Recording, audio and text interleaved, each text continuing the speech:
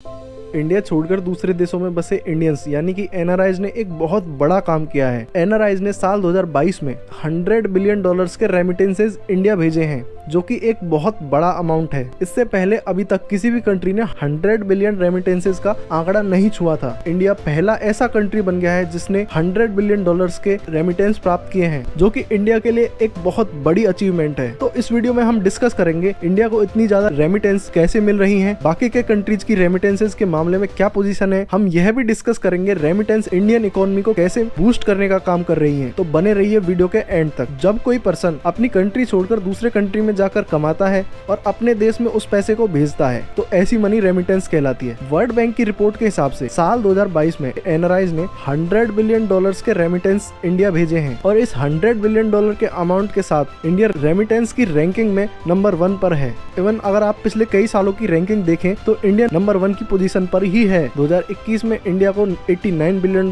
के रेमिटेंस मिले थे। साल 2022 में इंडिया के रेमिटेंस फॉरेन डायरेक्ट इन्वेस्टमेंट से भी ज्यादा थे। 2022 में इंडिया में एस्टिमेटेड एफडीआई 84 से $85 बिलियन के बीच है, जबकि रेमिटेंस इससे लगभग 15 से 16 बिलियन ज्यादा है। रेमिटेंस की इंपॉर्टेंस का अंदाजा आप इस बात से लगाइए, जब इंडिया ने पोखरण में न्यूक्लियर टेस्ट किया, इसके बाद इंडिया पर यूएस सहित ज्यादातर कंट्रीज ने इकोनॉमिक सैंक्शंस लगाए थे।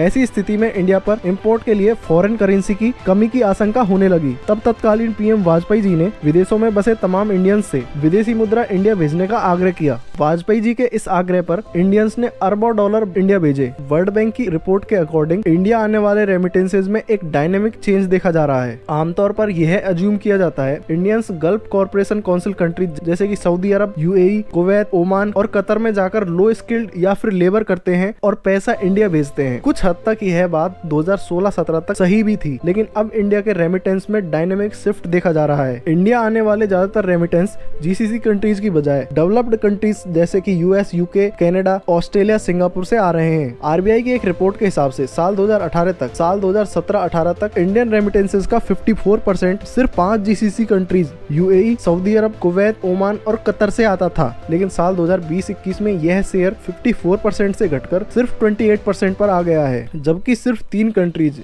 यूएस, यूके और सिंगापुर का इंडियन रेमिटेंसेज में 2016-17 तक शेयर 26% हुआ करता था, जो साल 2020-21 में बढ़कर 36% हो गया है। एक समय तक यूएई से इंडिया के सबसे ज्यादा रेमिटेंस आते थे, लेकिन 23% शेयर के साथ यूएस से आने वाले रेमिटेंसेज नंबर 1 पर हैं। यह डेटा साफ साफ इंडिकेट करता है अब हाई स्किल्ड इंडियंस की संख्या विदेशों में बढ़ रही है, जो कि अपने आप में एक बहुत बड़ा अचीवमेंट है, क्योंकि पूरे वर्ल्ड में इंडिया की इमेज लो स्किल्ड वर्कर और लेबर जैसी बनी हुई थी। इंडिया आने वाले रेमिटेंस को अगर स्टेट वाइज देखें तो रेमिटेंस का 40% हिस्सा सिर्फ 5 राज्यों केरल, तमिलनाडु, आंध्र प्रदेश, पंजाब और उत्तर प्रदेश में आता है। केरल में सबसे ज्यादा यूएई से, आंध्र प्रदेश में यूएसए से, जबकि पंजाब में कनाडा से सबसे ज्यादा रेमिटेंस आते हैं। इंडिया रेमिटेंस रिसीव करने में नंबर 1 पर है, जबकि नंबर 2 पर है मैक्सिको और नंबर 3 पर है चाइना। पिछले कई सालों से चाइना नंबर 2 पर था, लेकिन साल 2022 में मैक्सिको ने चाइना को सरपास कर सेकंड प्लेस पर आ गया है। 2021 में मैक्सिको और चाइना के रेमिटेंसेज में ज्यादा डिफरेंस नहीं था, लेकिन साल 2022 में मैक्सिको को $60 बिलियन के